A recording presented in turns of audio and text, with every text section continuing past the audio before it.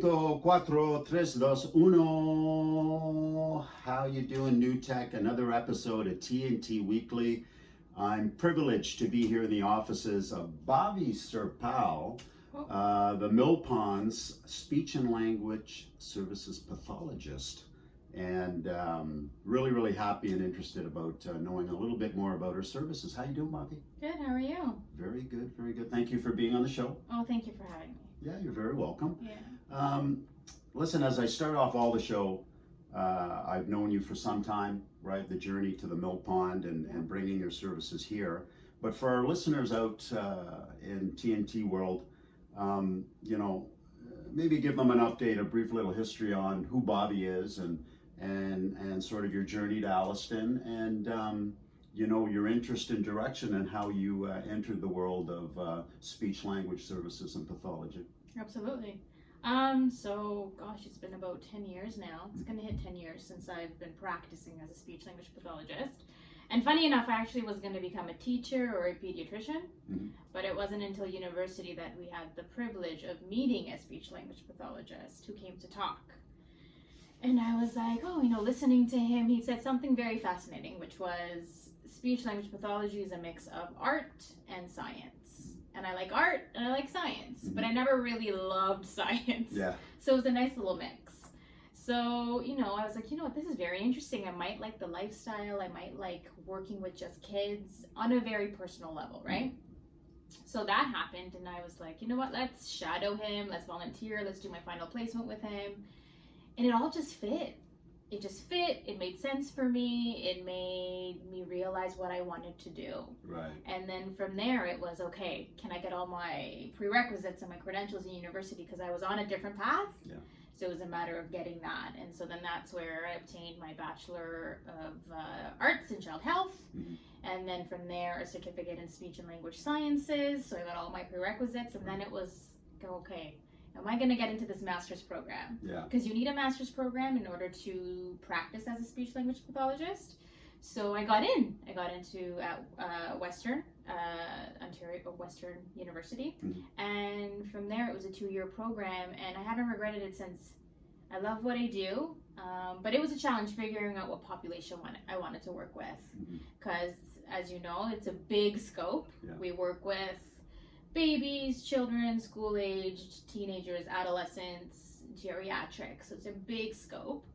But that took me some time to figure out what population was that I wanted to work with. Right. I did do the geriatric. I did a lot of swallowing and dysphagia, so stroke stuff, but it just wasn't my area.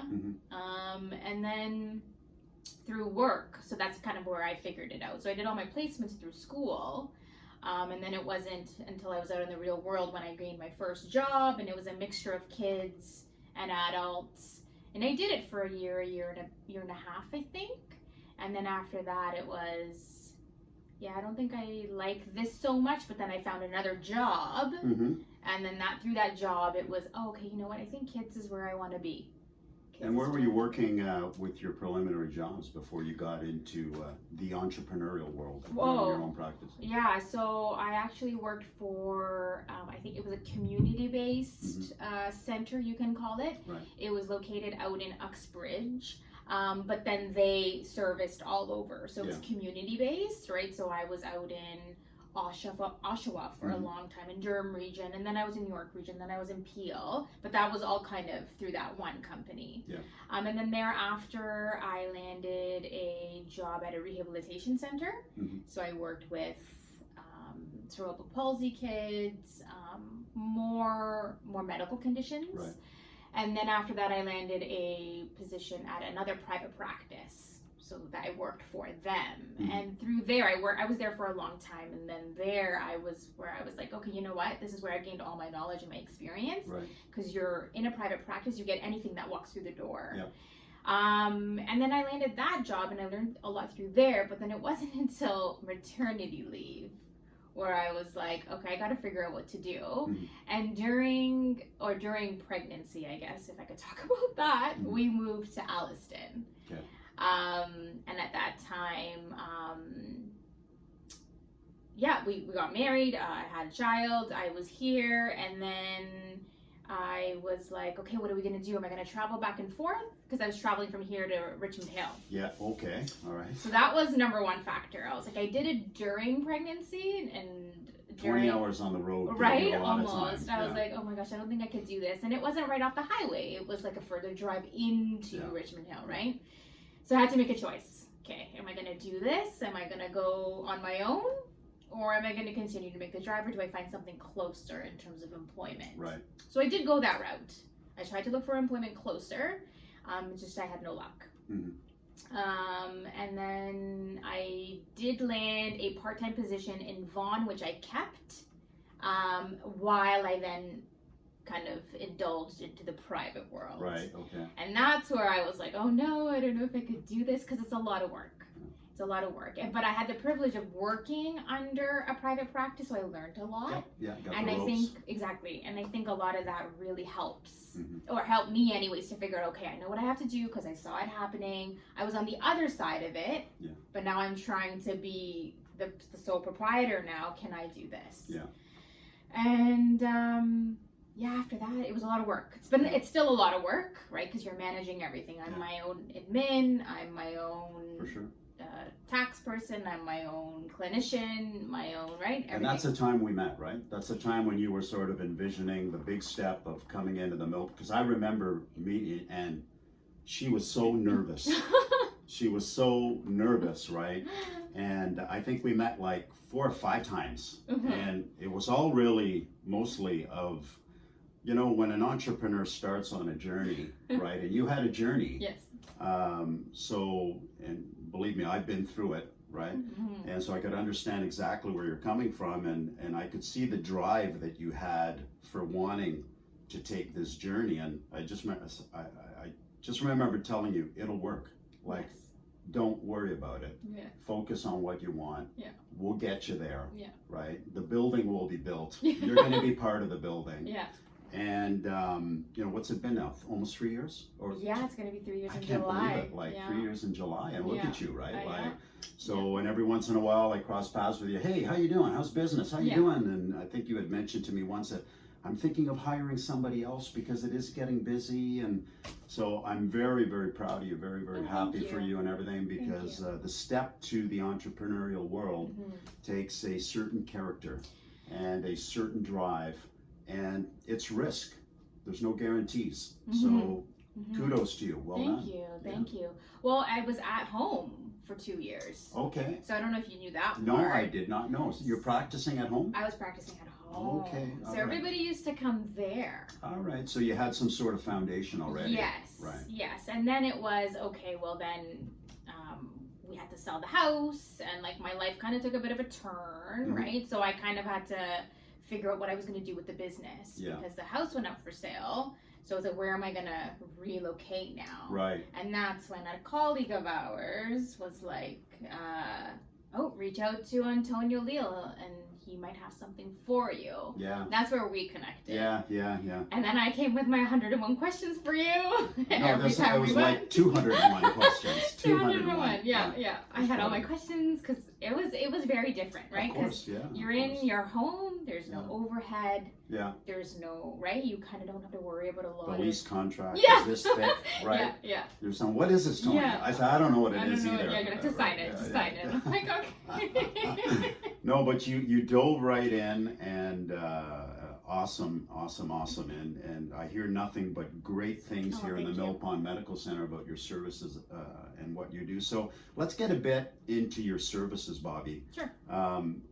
When I first looked into it, and when you agreed to get on the show, I thought, wow, there's such a vast, array of issues and services that you offer as a speech pathologist. At first I was thinking, I think what everybody that is not fully, knowledgeable about your service, I thought it would be like, okay, stuttering, right? Is Tourette's an issue with speech pathology as well? It can be. Okay. It can be. I haven't actually ever I haven't had a client with Tourette's before, but it is more of a medical condition. Okay. Yeah. So I thought it was more in that scope, and then when I read all of the services, everything from, as you had mentioned earlier, swallowing, right? There's cognitive sort of alliances and disorders. The relationship with, is there a relationship with audiology as well, to some extent? Right? Yeah. Obviously, I think listening and the ability to speak.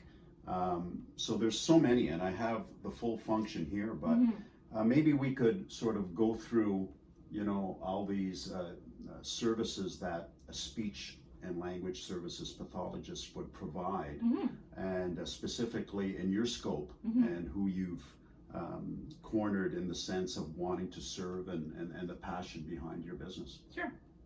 So there's a big, do you want to go through the list? Yeah, like I might as well inform them briefly. Yeah, like Yeah. let's start with speech delays and disorders, including articulation, phonology, and motor speech disorders. Right. So those are, I mean, they're not always just the little kids. They can be adults as well. But articulation is just another fancy word for speech sound errors, right? So the kids that come in and, I don't know, don't have their k sound, for example. So cat, right? Yes. They're just dropping it, for example, or they're making a substitution for it, like tat.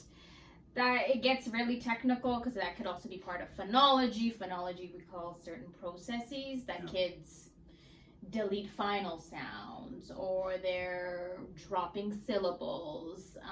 And motor speech is a completely different area. So this one is very interesting to explain because a lot of people don't know the difference between the two. A lot of families come in and say, well, he just can't say his k sound. And sometimes after the assessment, we realize, you know what, it's not just they can't produce the sound, it might be a motor speech issue. So you're probably familiar with, like, you know, walking and running. We consider those gross motor. Yes. Motor speech is in the mouth. So people don't realize we have the same motor capabilities in terms of when we're speaking. So we use motor planning when we're speaking, when we're thinking from what we want to say here to down here, and sometimes that doesn't click for a lot of our little ones. So they come through the door like late talkers, or they're not talking yet, and what could it be? And sometimes it's just the planning and the coordinating and the sequencing of the words and the sounds don't come from here to here. So that's a completely different area. We assess it and treat it very differently. All right. And you focus mostly on children, as infants. If an adult would come to you, is it something that you advise or refer to another agency because you simply would love to focus and yeah. And I'd love to see the adults, but it's just not an area that I have enough experience with, so it doesn't seem fair to the adult, right? And I have some of them come through the door. Do you see adults? And I'm like, unfortunately not, but then I do refer. I do refer. You had what you had just mentioned on the motor skills, and I mentioned this on my show so many times, and I realized this in the last year of, COVID comes into play, etc., trying to be fit, trying to handle life situations better. The importance, could you tell us, is there, I believe there is, because in every facet of how we feel, comes up to the brain and the health of your brain, and everything you do from nutrition, it stands out to me again. I mean, when I interviewed Dr. Kogan, and she had spoke a bit about meditation and taking care of your brain, I'm listening to her and she goes, water. And I'm going, water. I said, for me, it would be 2 Guinness and a glass of wine, right? Or tea or coffee.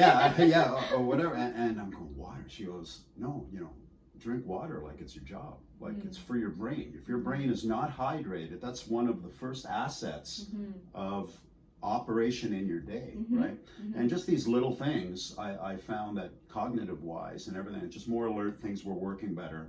Is that a parallel that you see with speech skills, that if you don't take care of all areas of your body, that you're not going to have the ultimate best solution in trying to improve some areas of vocabulary?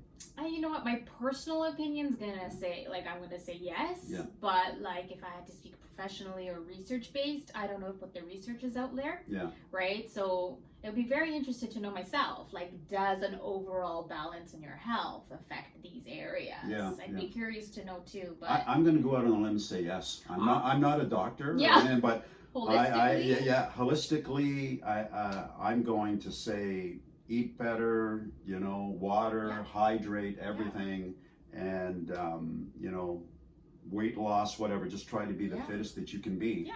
And overall, everything else kind of works well. I hope, I hope so. Right, reduce the sugar. Everything. There's so many things in our diet these days. Yeah. Mm-hmm. Another great service here, I see language delays and disorders, including expression and comprehension in oral and nonverbal contexts. Mm-hmm. Mm-hmm. So that's the language part, right? So we break up language into two areas. Yeah. So receptive, understanding of language, and then expressive is the use of language. So that's a completely different area from speech. And that tends to get confused a lot too, because people are like, oh, I just want you to see my child for speech, but everybody forgets we also do the language part. Hence our title, Speech Language Pathologist. Yeah. But the language part is kids that come in, let's just say they're not able to follow directions. 1-step direction, 2-step direction, 3-step directions, answer WH questions. Right? So we look a lot at that in terms of receptive. Do they understand basic concepts, big and small, dry and wet, right? So we have a lot of standardized tests that we use for that, and that's where I would assess like a child. Because there are a lot of things that kids have by a certain age, right? And that's where some breakdowns occur, because parents will come in and say, oh, my child just doesn't seem to, understand when I give him a direction. Right? Or the school then makes a comment. Oh, he's just not following direction. Because once you're in school, it's really important. If the teacher says, grab your lunch, sit at the blue chair, and then put your lunch bag away, those are 3 steps. And if a child can't comprehend that receptively, the child is lost. Right? So we look at that piece. Expressive language is more, I guess you could say, grammar. Are they speaking correctly grammatically? Do they have their pronouns? Me, she, you're not a she, you're a he, right? So sometimes the kids confuse that. And by a certain age, they should have that. How long are their utterances, right? So sometimes the kids come in and they're only speaking one word at 3 years of age, and by 3 they should be speaking more in sentences, right? So why is he only speaking one word? Was there delay? So that's the language piece. Expressively, I might be missing a few areas, but that's kind of the scope of it, because a lot of kids also come in and their vocabulary is really low. You must find from time to time that maybe there are some underlying traumas, right? That right? I mean, you don't know, right? We don't know unless the parent tells us. Yes. If I can get a good case history or medical history. And sometimes parents don't even know, right? Yeah, I know. Sometimes parents don't know. Something that happened at school, something that happened on social media. Right? I mean, with that element now out there, it must be crazy. Yeah, right? And family history is a good one too, because I'll ask the parents, okay, so anybody in the family, you, partner, dad, any speech and language delays growing up? And a lot of them will say no, and then they'll come back and be like, you know what, I actually asked. And there was. And I'm like, well, what was it? I can't really tell you, but they did receive speech and language therapy way back when, or they struggled in school. And that really, I find, comes through the door quite a bit. So there is a genetic aspect to this, in genes through...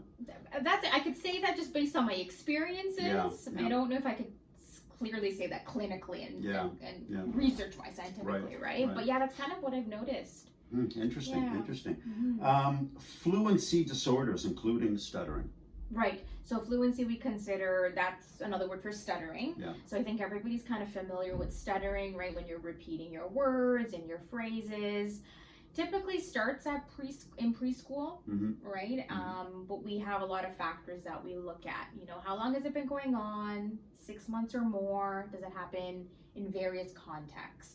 When they're playing, when they're talking to you, when they're answering questions, if they can read when they're reading. So a lot of factors we look at in stuttering as well. And stuttering, again, the therapy there is working with the parents, like with everything else, working with the parents, understanding that we're going to have to carry over what we do in therapy here at home as well. right? Okay. Voice and resonance disorders. Oh, yeah. So voice resonance, okay, so that's when, you sound very hypernasal. Your voice is really, really high all of a sudden, or hyponasal, really, really low. So you've had a normal voice, but then some sort of trauma may have affected the resonance of your voice. Another example might be kids or adults with cleft lip and palate. So they weren't born with a complete formation, right? And sometimes they'll have an opening in their palate. And because there's an opening there, it goes straight to the nasal cavity, so they end up sounding almost the pitch nasally, right? And so that's the resonance. Voice, things like nodules on your vocal cords, polyps on your vocal cords. So singers and actors sometimes get that. That's the best way I can explain it. If, I don't know, an actor or a singer. Celine Dion had one and then didn't talk to anyone for 4 months as part of therapy and getting back to normal. That's So that's a process, right? You got to see like the laryngologist and the ENT, and you got to go through your process of seeing everybody, and then a speech language pathologist, again, not my area, but would help working on techniques on how to use and get your voice back going, you know, without causing trauma again to your vocal cords, because your vocal cords are very delicate. We don't realize that. They're in there, very delicate tissue, right? So okay, cool. And you've mentioned this several times: swallowing and feeding disorders in adults, children, and infants. So I did mention it with adults. So that can go either way. It could be seen as a result of stroke, right? So they've had a stroke, they've had a trauma, and it affects many parts, like the brain, swallowing, or just getting old, right? It's part of life, right? I find that as you're getting older, it's difficult to swallow certain things. And so speech language pathologists deal with modifying diets and textures, right? So we want to make sure they're not choking. Okay, all right. That's very interesting. Children as well. Children as well. So again, the younger kids, it's also in combination with other professionals, but picky eaters, sensory eaters, only eat chicken nuggets and chips. That's their whole diet, right? It's like, oh, well, that's maybe a sensory issue. So figuring out how to help the texture of food, right? It could be texture, it could be aversion, it could be, we don't know. So that's a big area too. Cognitive communicative disorders, including social communication skills, reasoning, problem solving, and executive functions. So the example I can give there is traumatic brain injury or acquired brain injury. So traumatic is when, like, a car accident. Right? So all of a sudden you're in a car accident and now you've experienced trauma to the brain. So sometimes all your executive functioning skills can be affected. So you forget things all of a sudden. You don't know how to reason, right? You don't remember your phone number, your address, right?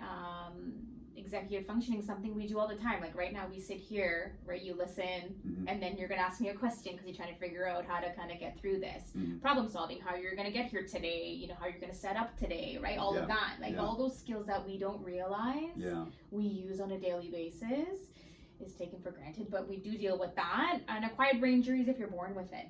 Okay, all right. Pre-literacy and literacy skills, including phonological awareness, decoding, reading comprehension, and writing. Oh, I love this area. So this is an area a lot of people don't know about that speech language pathologists do. Is that we deal with pre-reading skills.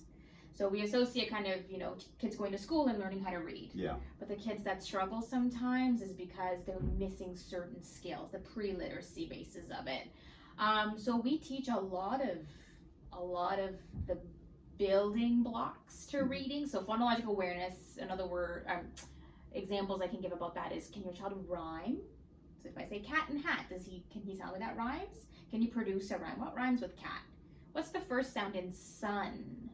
Right, so you're kind of working on the sound level there, and that's a really big precursor for reading. So I see a lot of kids that come through actually once they've started school, and they're like, oh, they're struggling with reading. The teacher said there's something going on, and instantly if they're SK or grade 1, I already screen for like the pre-literacy stuff because I want to make sure they're on the right track. Yes. And parents don't know that sometimes, and it's just me educating them, and they're like, oh, we had no idea. And it's like, yeah, so this is where maybe why little Johnny's struggling in this area is because this piece is missing. Right. Because like, we work so hard, and he just doesn't get it, but there's a component missing. Okay. Right, so that's an area that I love to work on too. So. Okay, super. And the last one here in this big list, communication and swallowing disorders related to other issues. For example, hearing impairments, traumatic brain injury, dementia. Dementia I'd like to speak to, about developmental, intellectual, or genetic disorders, and neurological impairments. Yeah, I guess that covers the list, right? That's all the other areas that I would cover. I did put traumatic into the other category, but yeah, so there's a lot of medical conditions, disorders that speech language pathologists do play a role in. And dementia, could you sort of expand in that area? And the reason why I mentioned, I lost my dad to dementia, and you know, just better understanding as we age, the senior population and some of the issues within that population as we age, and dementia is rampant out there, and a huge issue with the retirement bracket, right? And maintaining our hardware in our brain. What does the pathologist look at in that area if someone? How is that relation to speech pathology, if any, relate to? And I'm just reading again from. There's a relationship. I know we can work in that area. I don't have enough information to comment, but I believe it's a lot to do with the cognition and communication part of it. And it's mostly in adults. You wouldn't have that in children, obviously. Right. And I am, from what I remember, is, you know, helping the other caregiver.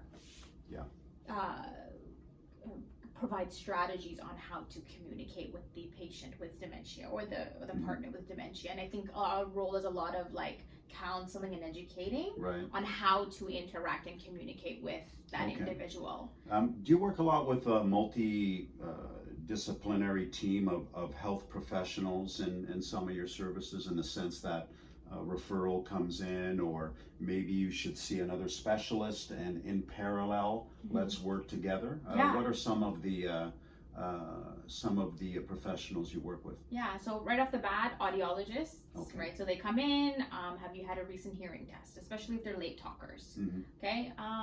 So number one, sometimes parents say they're not concerned, but silent ear infections get missed quite frequently. Fluid in the ears get missed frequently. So audiology is where I would refer first, and thereafter just depends.